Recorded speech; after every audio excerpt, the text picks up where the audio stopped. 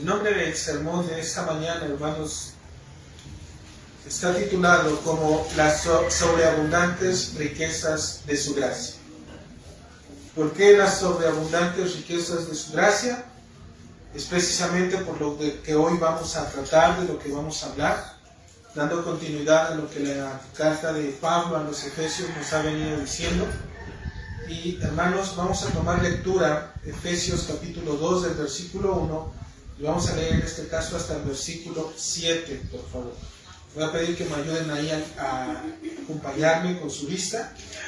Dice la palabra del Señor: y Él os dio vida a vosotros cuando estabais muertos en vuestros delitos y pecados, en los cuales anduvisteis en otro tiempo, siguiendo la corriente de este mundo, conforme al príncipe de la potestad del aire, el espíritu que ahora opera en los hijos de desobediencia, entre los cuales también todos nosotros vivimos en otro tiempo, en los deseos de nuestra carne, haciendo la voluntad de la carne y de los pensamientos, y éramos por naturaleza hijos de ira, lo mismo que los demás.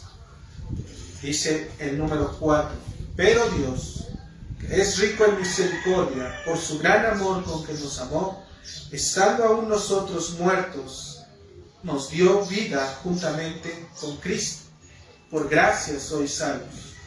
Y juntamente con Él nos resucitó, y asimismo nos hizo sentar en los lugares celestiales con Cristo Jesús, para mostrar en los siglos venideros las abundantes riquezas de su gracia, en su bondad para con nosotros en Cristo Jesús. Amados, si ustedes recuerdan, la semana pasada estuvimos hablando precisamente de Efesios, capítulo 2, del versículo 1 hasta el versículo 3. En esta enseñanza que teníamos, el propósito de ello, y espero realmente en el Señor que haya podido quedar en sus corazones lo que Dios habla a través de Pablo. En esos 3 primeros versículos, hermano, Pablo lo que está haciendo, inspirado por la obra del Espíritu Santo, es mostrarnos que literalmente el hombre está muerto en delitos y pecados. No hay manera en la cual el hombre, una vez que llega a este mundo, siendo un pequeñito, desde el vientre de la madre, desde ese momento en el que fue concebido, él es un enemigo de Dios. Él aún no lo sabe. Su fuerza, su incapacidad de poder hablar, de poderse valer por sí mismo, aún no lo entiende. Pero conforme este pequeño va creciendo, su naturaleza misma revela que está en contra de todo lo que tiene que ver con Dios. Algunas personas creen que es su conducta porque es un niño, pero eso no justifica que esa misma conducta prevalezca toda su vida, ¿verdad? Entonces, Pablo nos está mostrando que el hombre no puede, no quiere y mucho menos sabe cómo acercarse a Dios. Todo intento que hace el hombre por acercarse al Señor está muerto en delito y pecado. Y no solamente eso, sino que también decíamos que él, al estar muerto, anda en este mundo y vive de esa manera bajo la corriente, ¿okay? Bajo una fuerza que el mismo mundo, la misma gente, la misma sociedad lo lleva a poder vivir de esa forma. Aun cuando él quiere tener otro tipo de pensamientos, y mayormente mis hermanos que están en el Señor conocen y saben que pensar diferente a como piensa este mundo es ir en contra de la misma corriente. ¿Qué le queda al hombre que está muerto en delitos y pecados? Nada, porque está muerto. Es un pez, hermanos, en el mar, que es arrastrado de un lugar a otro a donde la corriente lo esté llevando. Por lo tanto, no hay una fuerza en él que lo haga detenerse y que le haga pensar y decir, ¿por qué es que siempre los hombres viven en esa misma condición? Y no solamente eso, hermanos, sino que también vimos que esta corriente también está impulsada por los poderes demoníacos, por el príncipe de la potestad del aire, el cual opera, dijimos, sobre los hijos de desobediencia. Y hacíamos un énfasis ahí al poder recordar que Satanás jamás va a tener un poder realmente sobre un cristiano. Porque la Escritura nos dice que Satanás opera sobre los hijos de desobediencia. ¿Quiénes son los hijos de desobediencia? Los inconversos, los que no quieren nada con el Señor. Veíamos también, hermanos, que Pablo identifica tanto a gentiles y a judíos dentro de esa misma situación. Y de esa manera, al representar a los gentiles y a los judíos, Pablo lo que está diciendo es que literalmente la humanidad completa, su condición delante de Dios es deplorable. No puede, no quiere, no sabe, no entiende cómo acercarse a Dios. ¿Okay? Hermanos, pero ahora viene realmente esta parte. Entendemos que el hombre no puede hacer absolutamente nada para salvarse a sí mismo, para acercarse a Dios dada su condición espiritual, la de un muerto. Dado que el hombre no puede, no sabe y tampoco quiere nada con su Creador, entonces tiene que ser el mismo Creador al que el hombre ha rechazado, tiene que ser ese mismo Creador bajo su soberanía quien tiene que intervenir para que estos hombres muertos puedan tener vida. Porque el hombre en su estado natural no quiere nada con Dios. Entonces, ¿qué hace Dios? Dios tiene que intervenir Él, para que ahora el hombre pueda mirarlo a Él como su creador. ¿Y qué es esto, hermanos, que Dios va a hacer a través de las sobreabundantes riquezas de su gracia? Dice el versículo 4, hermanos, pero Dios, después de describir su condición de muerto, ahora el versículo 4 dice, pero Dios, que es rico en misericordia por su gran amor con que nos amó, dice la Escritura, aún estando nosotros muertos, número 1, nos dio vida juntamente con Cristo. Por gracia sois salvos. Y número 2, nos hizo resucitar, hermanos. Dice el 6, y juntamente con Él nos resucitó. Número 3, y asimismo nos hizo sentar en los lugares celestiales con Cristo Jesús. ¿Todo esto para qué, hermanos? Para mostrar, versículo 7, en los siglos venideros, las abundantes riquezas de su gracia en su bondad para con nosotros, en Cristo Jesús. ¿Qué propósito tiene, en este caso, el hecho de que Pablo nos haya dicho que el hombre está muerto? Nos ha dicho para que nosotros podamos contemplar la gracia de Dios al poder Él intervenir en la vida del hombre y podernos dar vida, resucitarnos y hacernos sentar con Cristo Jesús en lugares celestiales, y todo esto para mostrar la abundante gracia de sus misericordias, de Dios. Y bajo estos cuatro encabezados, hermanos, es que nosotros vamos a abordar esta porción de la Escritura, versículo 4 hasta el versículo 7. Primero vamos a ver que hemos recibido juntamente vida con Cristo. En segundo lugar, vamos a ver que somos resucitados juntamente con Cristo. En tercer lugar, vamos a ver que hemos sido sentados en lugares celestiales con Cristo. Y finalmente, todo esto va a abrir nuestro panorama para que nosotros podamos mirar que todo se trata de la gloria de Dios para mostrar la abundante gracia de su bondad en Cristo.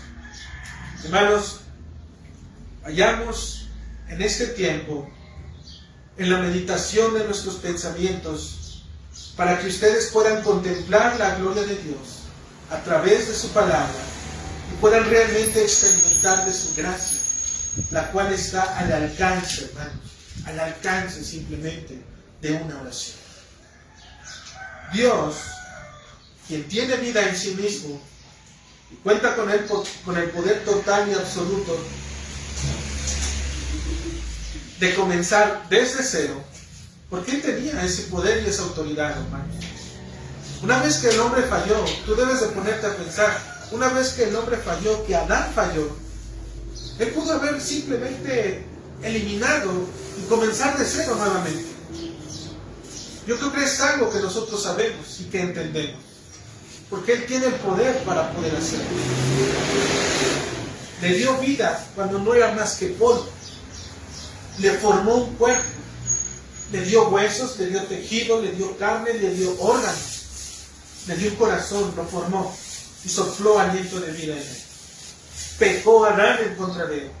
¿Qué pudo haber hecho Dios? Simplemente eliminarlo y comenzar de cero. Pero decimos que Dios pudo haberlo hecho, pero no lo hizo, hermanos. ¿Qué es lo que hizo? Decidió extender su brazo de misericordia sobre hombres malvados y corruptos para darles vida, poderles trazar una esperanza eterna. Él lo pudo haber hecho, hermanos, pero no lo hizo. En lugar de eso se conformó seguir obrando para poder rescatar a aquello que ya estaba muerto, que estaba corrupto, que estaba contaminado. Él mismo sabía que el hombre le iba a dar la espalda. Él mismo sabía que el hombre no lo iba a aborrecer, no iba a querer nada con él.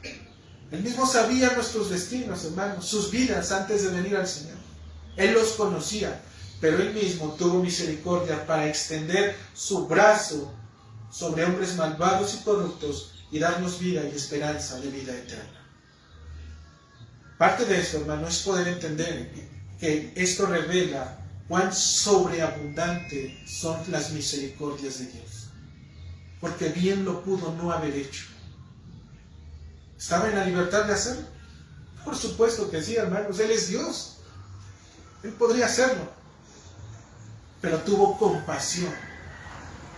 Él se apiadó de hombres necios, corruptos, como dijimos, y extendió su brazo de misericordia al concederles vida. Y si Él da vida, hermanos, entonces Él es el único que sabe cómo darnos vida. Y lo hizo tan simple que simplemente nos dijo, cree. Es lo único que necesitas hacer, creer. Pero ¿qué crees? Que este creer, que esta fe no viene de uno, viene de Dios. Por eso es que cuando nosotros, hermanos, decimos que venimos a Dios, lo decimos solamente para podernos entender. Pero realmente, hermanos, deberíamos de decir, Él me dio la fe para poder creer. Porque yo antes no creía. Él obró y ahora Él creó una nueva criatura. Entonces, hermanos, lo primero que notamos en nuestro texto es lo que yo le llamo, hermanos, de manera personal, un parteaguas, que va a introducir Pablo después de describir la condición natural del hombre en las palabras, pero Dios. Algunas personas, algunos pastores, algunos hermanos han llamado estas palabras como el pero más hermoso que Dios ha manifestado. Si en algún momento Dios nos dijo un pero, hermanos, esta porción de la Escritura, sé que es el pero más hermoso que Dios pudo haberle dado a conocer al hombre.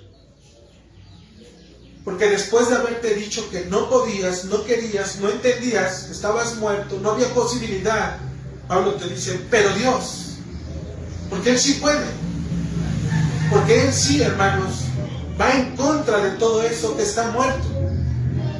Por eso, pero Dios, estas cortas palabras, pero poderosas, que tienen poder para generar vida, disipan completamente el estado de muerte espiritual del hombre. Son la cura, hermanos, que trae vida al alma muerta, para darle luz a la vida eterna. Pero Dios significa que la intervención divina y omnipotente sobre hombres terrenales es la voz que viene desde el cielo para traer esperanza en un mundo caído, hermano.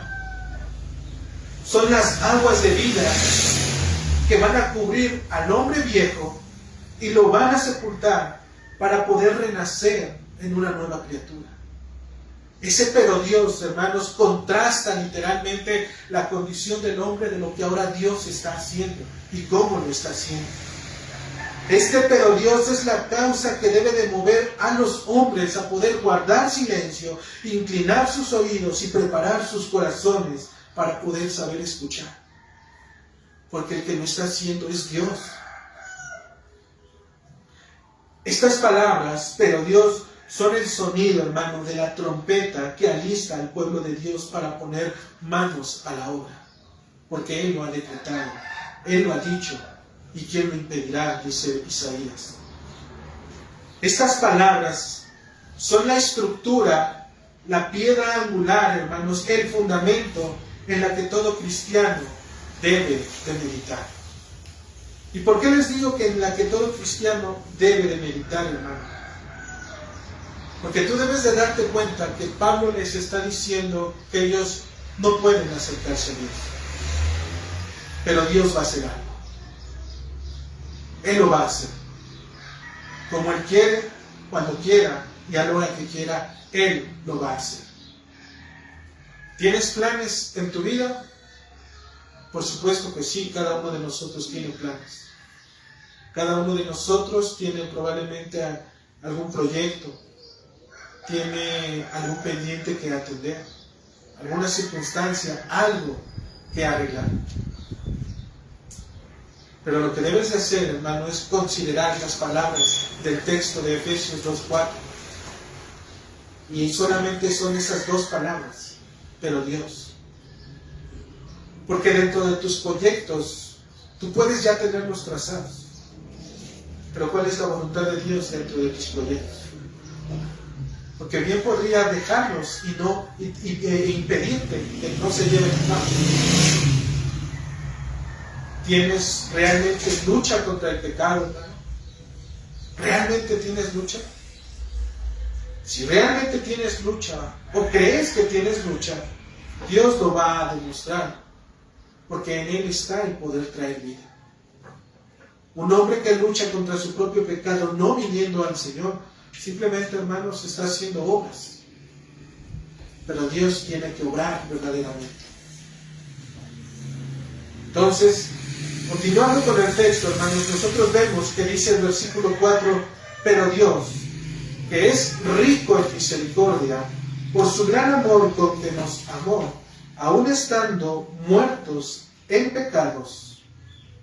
¿Puedes ver realmente lo que Pablo está haciendo? Dado que el hombre está, por así llamarlo, quebrado.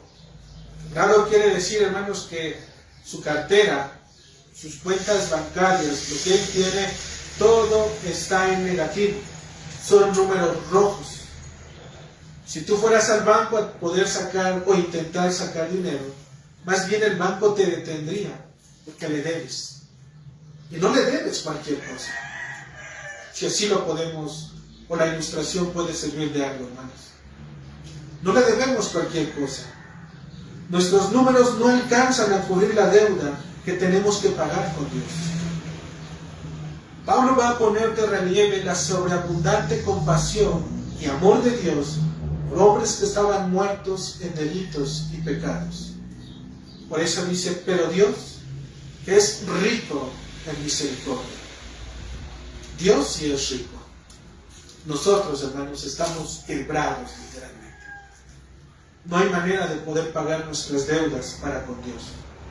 No nos alcanza. No le llegamos ni siquiera al número. Es más, no conocemos ni el número al que le tenemos que llegar, hermanos.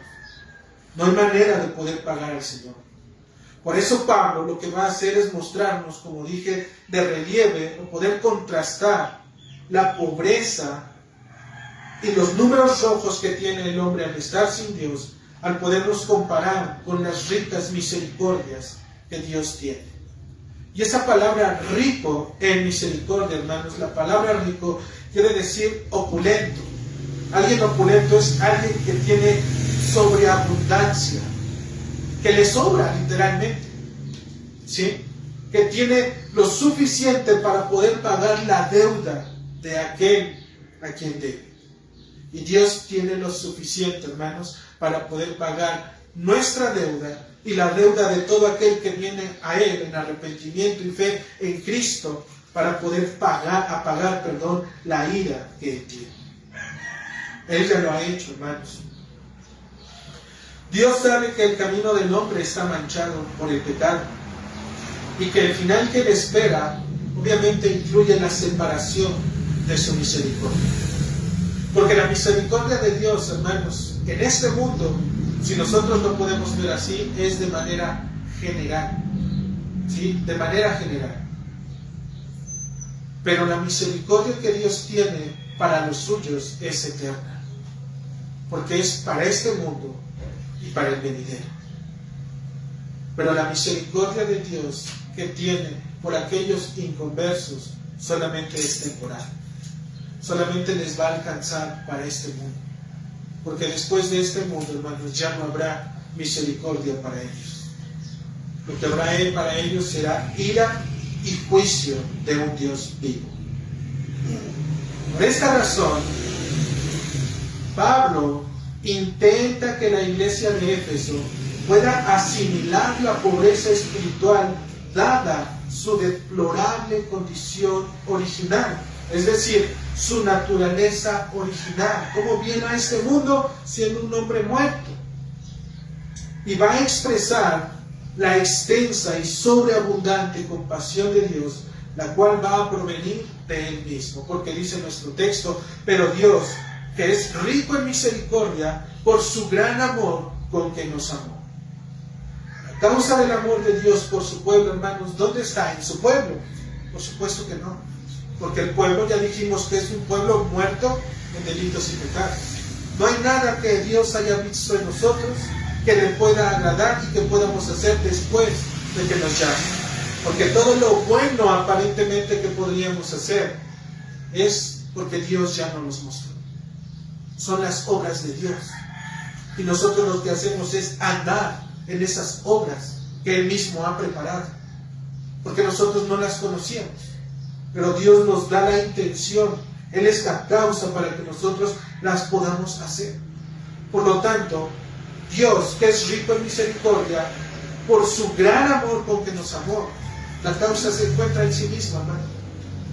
Dice el libro de Deuteronomio en el capítulo 7, del versículo 8, literalmente: sino por cuanto el Señor os amó, dice, y os ha rescatado de servidumbre. ¿Por qué causa nos rescató el Señor de servidumbre? Porque nos amó. ¿Y qué hicieron estos hombres para poder ser amados? Nada, hermanos. Dios solamente los amó porque Él mismo decidió amarlos. Por lo tanto, no hay una causa, hermanos, que realmente motive a Dios para podernos dar vida. Por eso esas palabras cuando dice, pero Dios, nosotros debemos de entender, hermanos, que Dios obró porque Él quiso. Si nosotros así lo vemos. Él quiso darnos vida porque a Él le plació. Él es la causa. Y si hay algo de bueno en nosotros, que lo dudo mucho, porque la Escritura dice que no lo hay, eso bueno inclusive es de Dios, porque a Él le pertenece.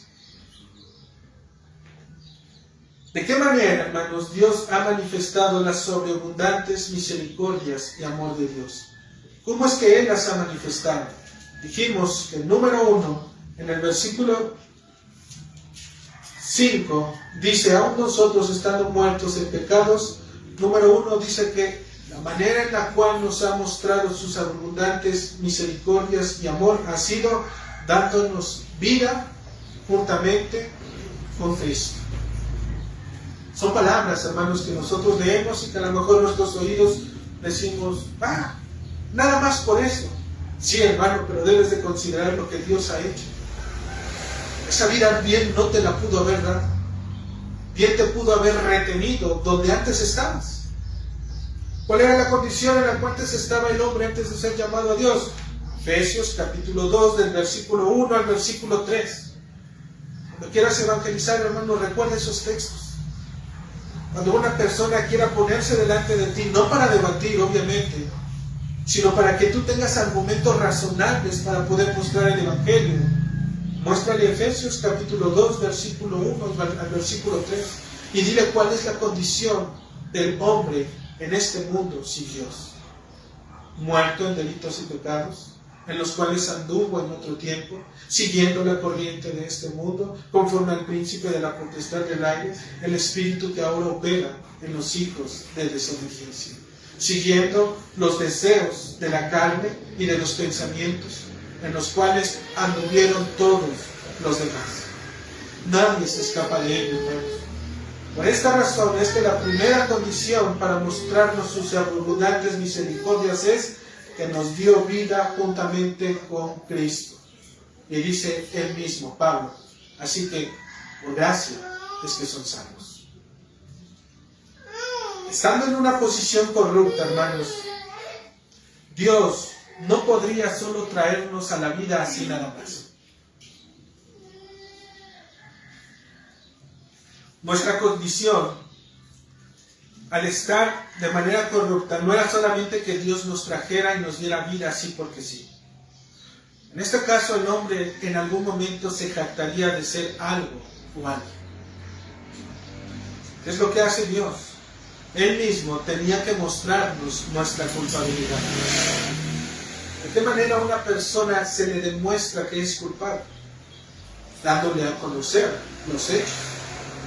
Una vez que los hechos afectan realmente su conciencia, entiende entonces que es realmente culpable. ¿Y de qué manera lo hace Dios al mostrarnos nuestra culpabilidad? Simplemente, hermanos, contrastando nuestra vida natural con aquella que tenemos en Cristo. No necesitamos de más. ¿Quieres saber si realmente eres culpable? Mira tu condición antes de venir a Dios. Y mira la condición que te ofrece Dios después de venir a Cristo. Pero sobre todo, mira a Cristo y verás realmente tu culpabilidad. Serás atormentado literalmente noche y día por las palabras de este libro. Porque este libro, al leerlo, cuando leas sus páginas, solamente leerás y entenderás en él que mereces juicio, condenación, ira de Dios, culpabilidad, juicio, justicia, juicio y justicia. Y tu conciencia es levantada para poder contemplar que Dios es santo y que Cristo es justo. Y una vez que tú miras esto, hermano, ves cuál es realmente tu culpabilidad. Ya que esta es la manera en la cual el hombre ha de mostrar que ha recibido vida. Siendo un hombre regenerado, esto es, que ha vuelto a nacer. Mira tu vida de antes y mira la vida que tienes en Cristo y verás realmente esa condición. Dice la Escritura en Timoteo capítulo 3, en el versículo 5, hermanos, no salvó, hablando del Señor, dice, no salvó, no por obras de justicia que nosotros hubiéramos hecho, no por algo que nosotros nos hayamos esforzado, sino que le va a decir Tito, sino por su misericordia. Por su misericordia es que nos salvó. Por el lavamiento de la regeneración y por la renovación en el Espíritu Santo. No solamente, hermanos, nos da vida al hacernos ver nuestra culpabilidad y en ese momento poder empezar a obrar en la regeneración de la vida del hombre, sino también en renovando nuestra mente, hermanos. Quitando lo que nosotros creíamos que era lo bueno y correcto, quitando lo que nosotros pensábamos que era realmente agradable, en este caso delante de Dios, quitando todo medio de autojustificación delante del Señor, y nos renueva nuestra mente, dándonos a entender que realmente estábamos muertos. Una vez que el alma del hombre ha recibido vida de parte de Dios, hermano, es imposible que siga envuelto en los mismos negocios de esta vida. No puede. Es imposible, hermano. Porque el que está haciendo la obra es Dios. Si fuera del hombre mismo, entonces sí, él puede estar participando del mundo y estar participando de las cosas de Dios. Esa es la obra del hombre. Que Satanás inclusive engaña. Por eso vemos a hombres que están en el mundo, se divierten en el mundo, gozan en el mundo, vienen a la iglesia y no encuentran diferencia entre estar en la iglesia y estar en el mundo. Si los hombres, decía un predicador, si los hombres vienen a la iglesia y se sienten cómodos, entonces, hermanos, no es una iglesia. Realmente no es una iglesia.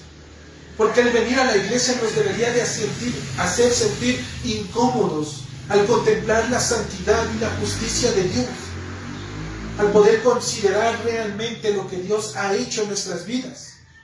Tendríamos que salir avergonzados, contritos, humillados, poder seguir arrastrándonos. Estoy describiendo obviamente el estado del alma, hermanos.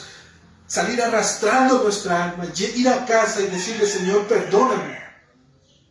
Pero si nos hace sentir cómodos, estar bien, tener un buen día y nada más, entonces, hermanos, realmente la iglesia no es un lugar en donde se esté realizando realmente la obra que Dios nos ha mandado hacer. La nueva naturaleza del ahora creyente, después de haber recibido vida, se mantiene, hermanos. Por eso dice nuestro texto que nos dio vida juntamente. Estamos unidos. Una vez que recibimos vida, estamos unidos, prensados, agarrados de la vida de Cristo. Estamos en esa condición. Y fíjense que estamos unidos, hermanos. Dice el texto, con Cristo. Cristo nosotros sabemos que significa ungido o el elegido. Por eso es que nosotros tenemos vida, porque también hemos sido elegidos. Hemos sido llamados desde antes de la fundación del mundo. Desde antes que todo este universo existiera, hermanos, Dios ya tenía a aquellos que le pertenecían. Ahora, nosotros, los que hemos sido llamados para poder tener vida después de haber estado muertos, ahora que tenemos vida juntamente con Cristo, hermanos, ahora, ¿cómo crees que va a ser su vida? Obviamente, va a poder tener un discernimiento entre el pecado y sus consecuencias. Va a tener esa luz. Lo que antes estaba oscuro, que no lo veía o lo veía borroso, simplemente no lo quería ver, y obviamente porque no lo podía ver, hermanos, ahora está tan abierto, tan palpable delante de él, que entiende que todo aquello que va en contra de la palabra de Dios se llama pecado. Y por cuanto es pecado, hay consecuencias por nuestros pecados. Este es el hombre que estaba muerto. Antes no lo entendía, pero ahora que recibió vida, sus ojos, hermanos, han sido abiertos para poder ver a donde quiera que vaya, a donde quiera que esté, a donde quiera que se reúna. Al abrir el celular, al prender la televisión, al poder leer, al viajar en el metro, en el autobús, al ir a la escuela, al ir a trabajar, él se da cuenta que realmente este mundo está muerto para Dios, que no hay quien lo busque. Ahora miras a un hombre diferente. Ahora miras a un hombre que tiene vida verdaderamente. Ahora lo ves yendo en contra del pensamiento filosófico de este mundo. Ahora lo que el hombre considera bueno y que antes él también consideraba bueno, ahora él mismo le llama malo.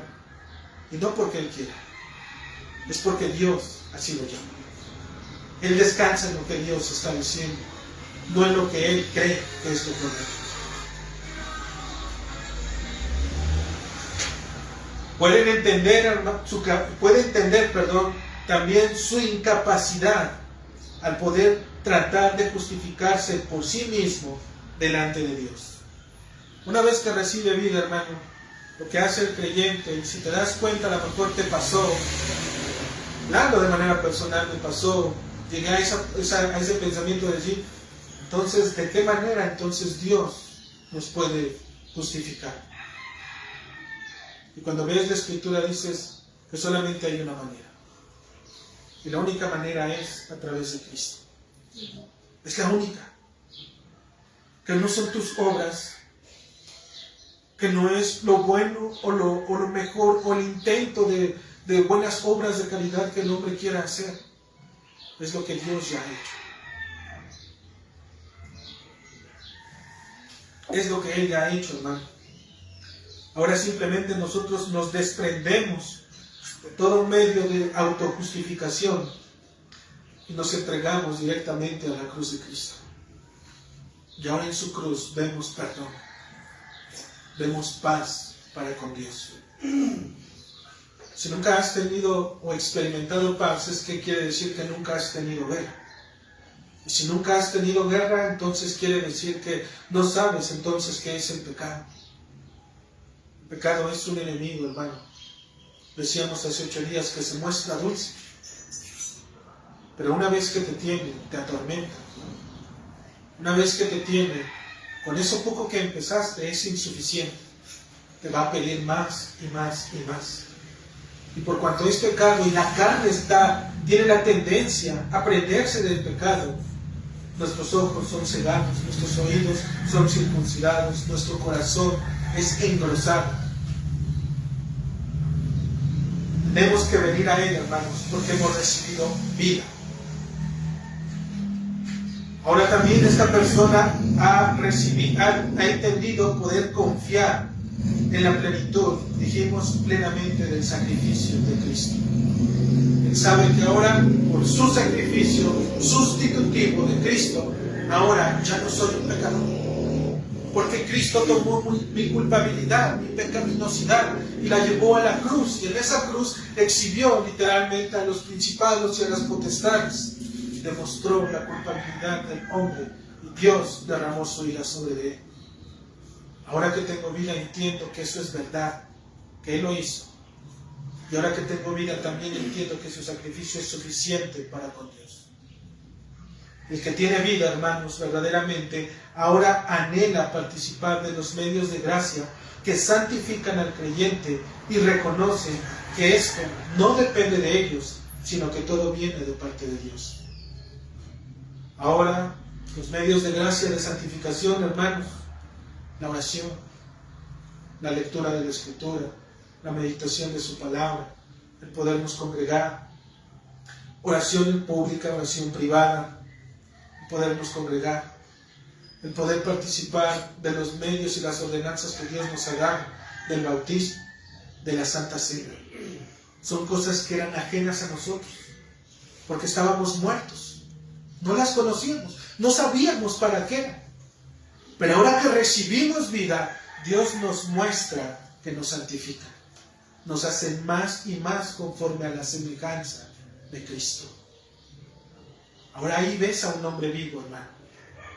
A un hombre que puede mirar a Dios, ya no como antes lo miraba, sino ahora a través de los ojos de Cristo. La vida espiritual del creyente, hermanos, pende por causa de Dios en la persona de Cristo. Tener vida en Cristo significa ser salvo. Y la causa de la salvación es, como dice nuestro texto, la gracia de Dios. Por gracia sois salvos. Nuestra salvación es algo que no merecíamos, pero que Dios la hizo meritoria por causa de Cristo. Estamos gozando de un regalo, hermanos, que tú, ni yo, ni nadie en este mundo tenía derecho a poder abrir. Si tú has recibido algún regalo y te ha causado una emoción, esa emoción, hermanos, a lo mejor puede ser, no sé, por algún cumpleaños, por alguna culminación de algo, algún proyecto, algún negocio, lo que sea. Y tu esfuerzo puede verse gratificado al momento de abrirlo, recibir el regalo y decir, ¡wow! Valió la pena. Pero una vez que entiendes que eres salvo para vida eterna y que el regalo que te dio Dios y que has tomado simplemente porque Él te llevó a abrirlo, y ahora que lo abres, ves y dices, salvación, vida eterna en Cristo Jesús, no lo merecías, no te pertenecía, no era tuyo, lo tienes por pura gracia. Número 2, hermanos, ¿de qué otra manera podemos nosotros mirar las sobreabundantes misericordias de Dios? Mostrados obviamente hacia hombres que estaban muertos en delitos y pecados, fue como dice nuestro texto, acompáñenme en el versículo 6, dice, y juntamente con Él nos resucitó. Después de haber darnos vida, Él también nos ha resucitado. Y esto, hermanos, es evidente entendiendo el contexto del texto. Pues hemos visto que el hombre estaba muerto. Y al recibir vida, lo que hace Dios es resucitarlo. ¿Qué propósito, hermano, tendría resucitar a alguien que quiere seguir muerto? ¿Habría algún propósito bueno en ello? Resucitar a alguien que quiere seguir muerto. No tiene un propósito, hermano. Pero Dios, aun cuando nosotros no queríamos, Él mismo lo hace posible. Porque si te acuerdas o si te das cuenta, nadie te obligó. Nadie te empujó para que creyeras en Él. Nadie te amenazó. Nadie te dijo nada en absoluto. Lo único que te convenció pudo haber sido la palabra de Dios, el testimonio de las Escrituras, mayormente el testimonio de Cristo, al contrastar la vida que tenías y la vida de Él, al mostrarnos su santidad, su justicia. La resurrección, hermano, a la que se refiere nuestro texto, hace referencia a una resurrección dentro de nuestro presente. No quiere decir una resurrección después de muerto. No, esa es la segunda resurrección que podríamos tener, ser levantados para vida eterna. La primera resurrección ocurre aquí, hermano, en este mundo. Aquí es donde nos resucitamos. Porque ¿cuál es la condición del hombre en su estado natural? Muerto. Está muerto. Por lo tanto, ya que éramos esclavos del pecado y estábamos muertos, Dios a través de Cristo nos ha resucitado de nuestro estado de muerte hacia una vida espiritual. Ahora nos ha dado vida en este mundo, hermano. ¿Cómo? Al haber creído, al haberte bautizado, al haber realmente entregado tu vida al Señor. Ahora demuestras que ya no eres de este mundo. Eres un hombre que está temporalmente en este mundo. Ahora podrías decirle a cualquier persona, ya no me llamen por mi nombre, llámenme cristiano. Porque un cristiano solamente va de paso. Un cristiano solamente está de manera temporal.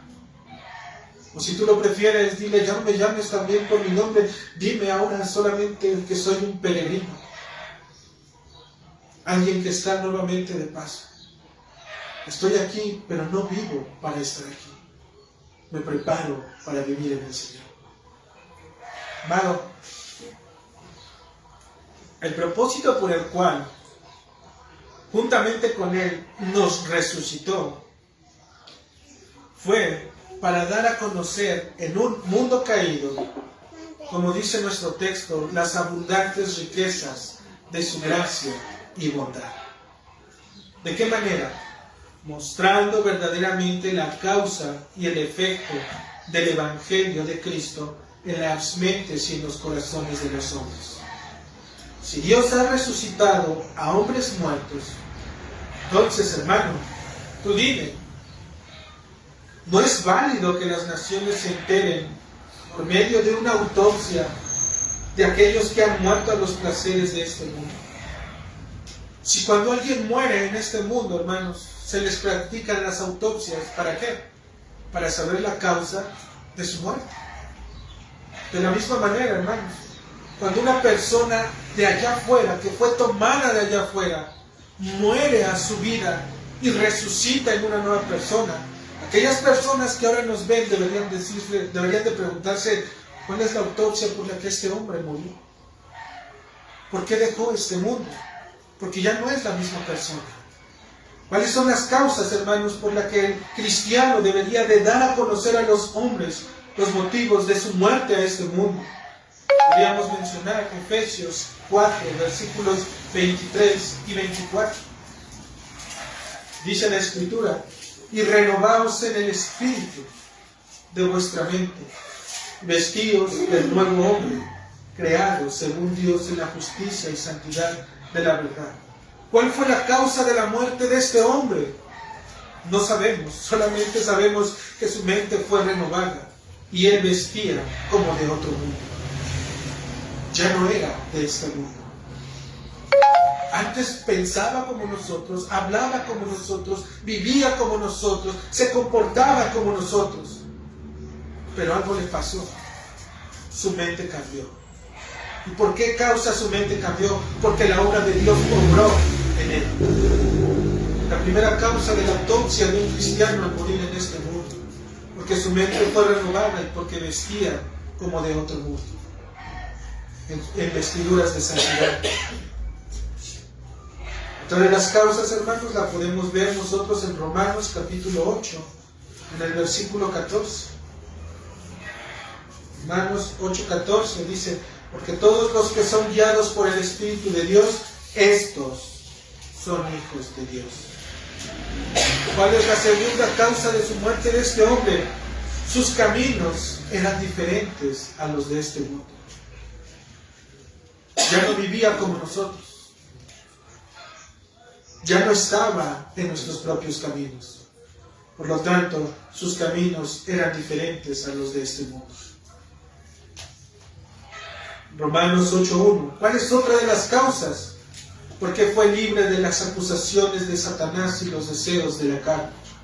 8:1. Ahora pues, ninguna condenación hay para los que están en Cristo Jesús.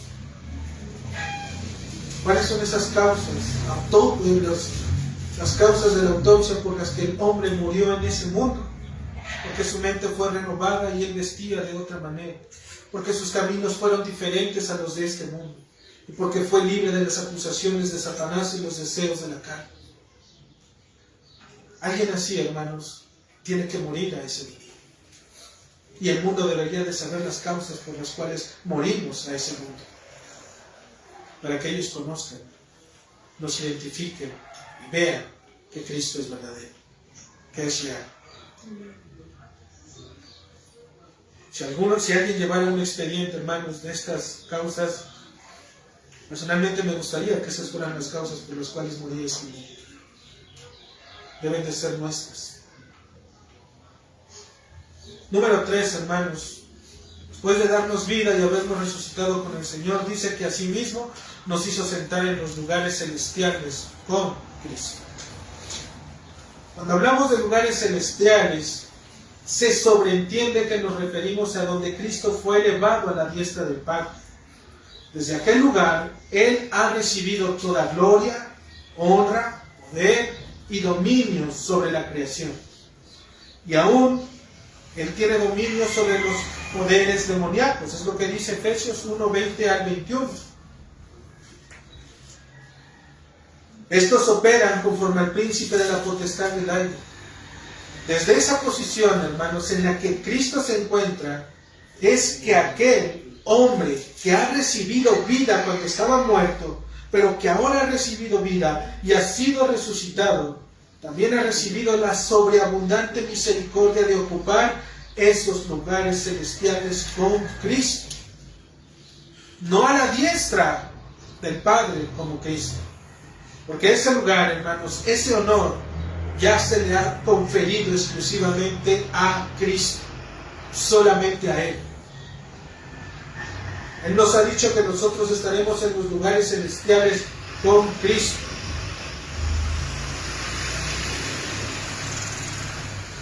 Es con Él, hermanos, que el creyente goza de poder tener acceso al paraíso celestial. Él, hablando de Cristo, es el precursor de la vida venidera que le aguarda al creyente.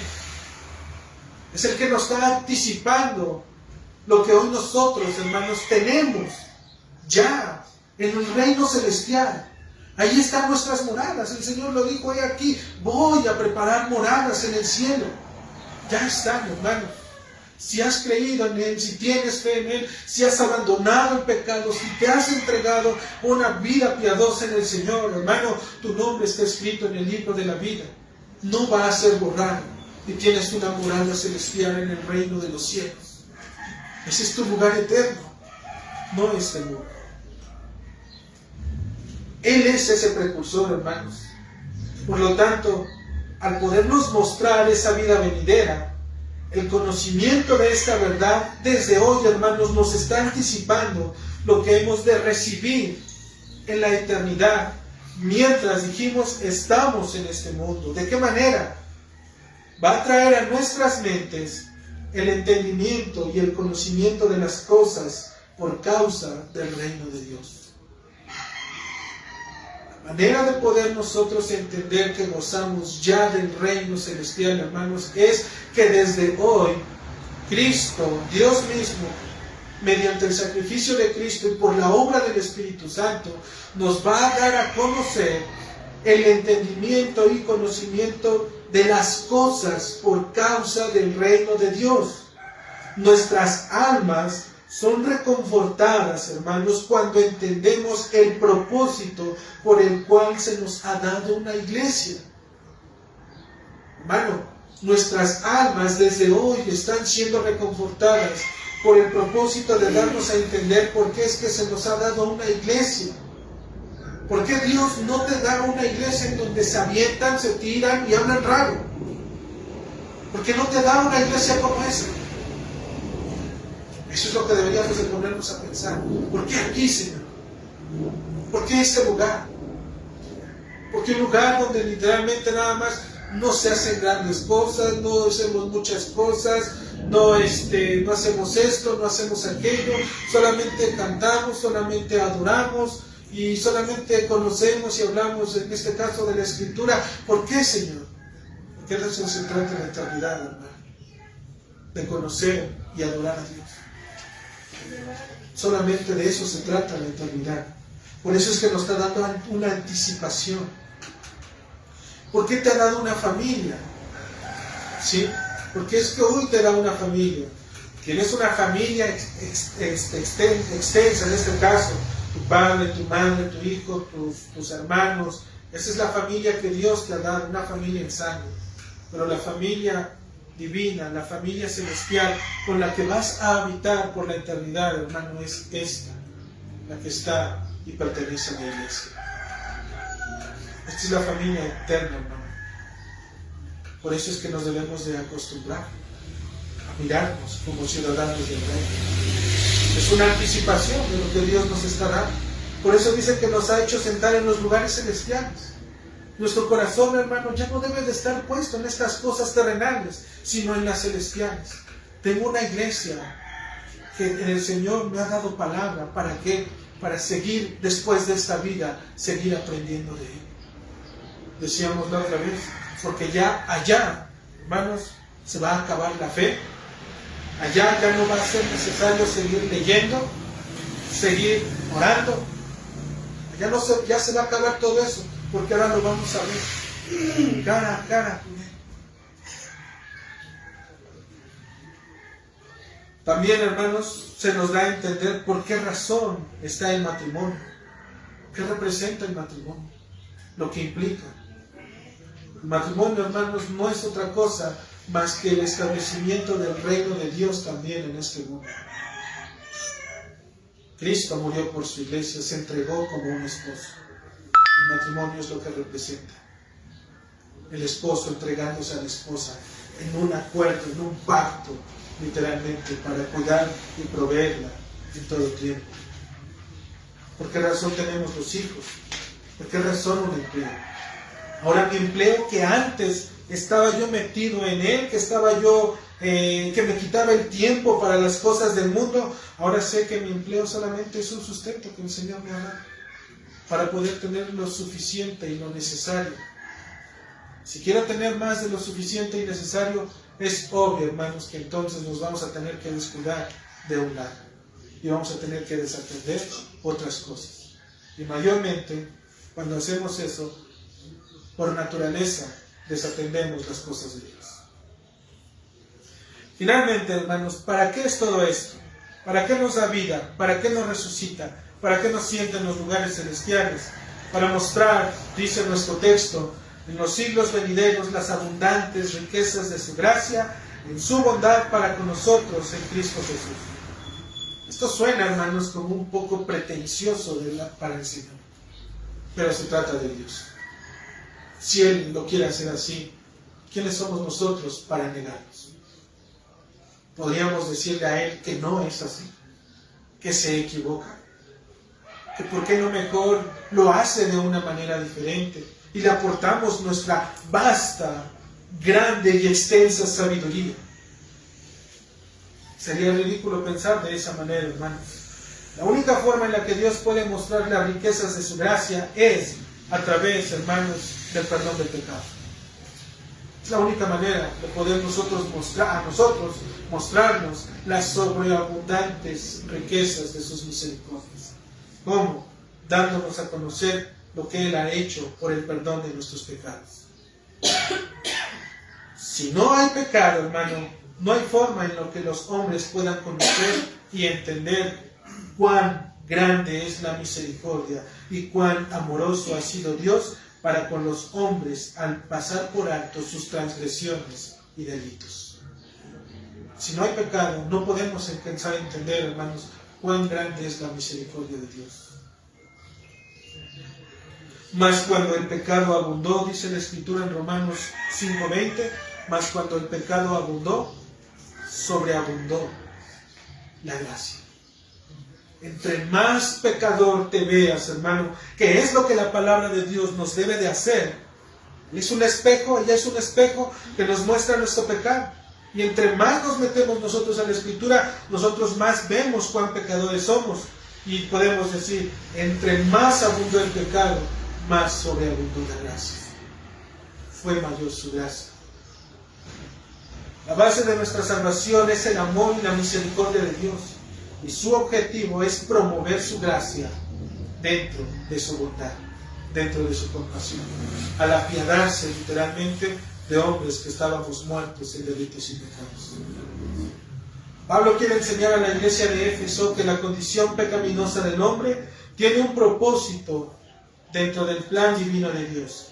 Y este es dar a conocer la gracia de Dios manifestada en su bondad, al concederles salvación para vida eterna. Nosotros, hermanos, si nosotros lo vemos así, nunca vamos a conocer o nunca vamos a saber qué significa, o mejor dicho, a qué sabe lo dulce, por así decirlo, si nunca hemos probado lo amargo. Si toda tu vida has probado cosas amargas, y el día que pruebas algo dulce, ese día vas a decir, esto es diferente. Esto es totalmente diferente, no es normal. ¿Qué es?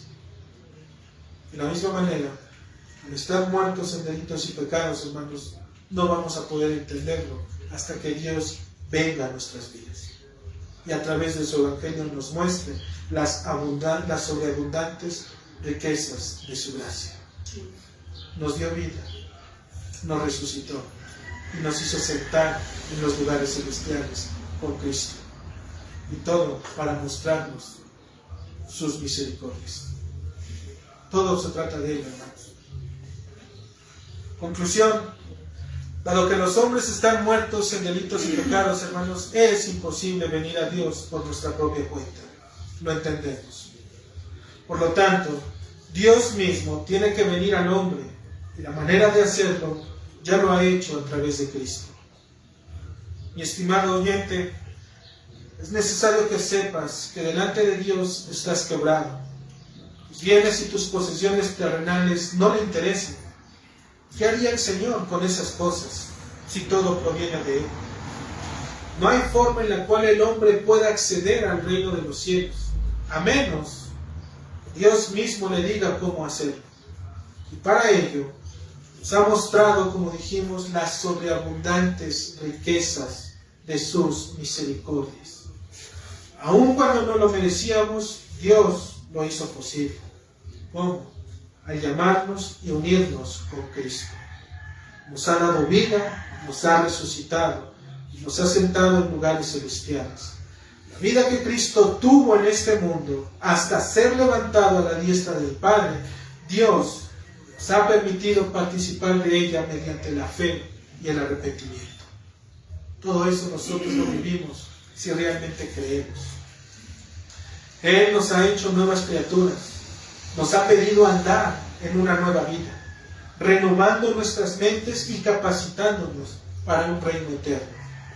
Sus promesas, hermanos, no dependen de lo que nosotros hagamos o nos comprometamos. Ya las tenemos porque estamos unidos con Cristo. Son nuestras porque Cristo las obtuvo para nosotros. de ser hombres pecadores, sucios y malvados que merecían la muerte eterna, por su gracia manifestada en la bondad, en su bondad nos ha elegido, nos ha llamado, nos ha apartado, nos ha dado vida, nos ha resucitado y nos concede la promesa de la vida eterna. Inmerecedores somos, hermanos, de semejante acto divino de bondad, de un Dios misericordioso y amoroso. Somos inmerecedores. Pero Dios es rico en misericordia y por su gran amor con que nos amó, así le plació hacer. Así lo quiso demostrar. Por tanto, el único y sabio Dios, mis hermanos, sea la gloria por los siglos de los siglos. Amén. Buen Señor.